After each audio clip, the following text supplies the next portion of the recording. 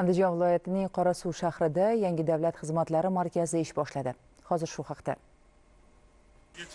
Ushbu bino Qorasuv shahridagi 45 mingdan ortiq aholiga xizmat qiladi.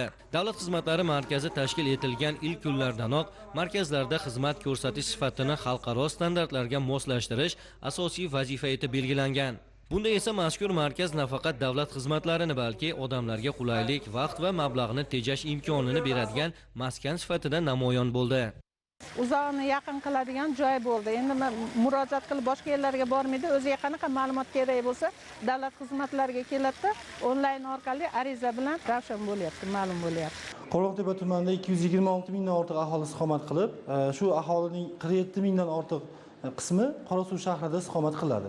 O'z-o'zidan bu yerda yashayotgan fuqarolarga ham davlat xizmatlarini ko'rsatish, tezkor davlat xizmatlarini ko'rsatish talab etilardi. Shuning uchun bizda demak Qorasuv shahrida davlat xizmatlari markazlarining filiali va Qo'rg'ontepa tuman 2-son FXDYO bo'limi tashkil qilingandi. Bu vaqtning o'zida bu yerda ham davlat xizmatlari markazi 400 dan ortiq xizmatlarni ko'rsatadi va FXDYO bo'limimiz o'sha barcha tuman shaharlarda joylashgan FXDYO bo'limlarining bir xilda xizmat ko'rsatadi.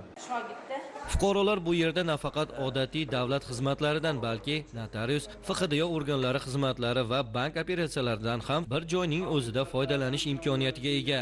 Hatto ikkita bank kassasi faoliyati yo'lga qo'yilgani markaz samaradorligidan dalolat beradi. Tashrif buyuruvchilar uchun bepul Wi-Fi, imkoniyatlari cheklangan shaxslar uchun esa panduslar o'rnatilgan. Har bir fuqaroga individual yondashuv har tomonlama inobatga olingan. Qorasuv shahrida ish boshlagan bu kabi markazlar zamonaviy xizmat ko'rsatishning yurtimizda keng qo'llanilayotgan amaliy namunasidir.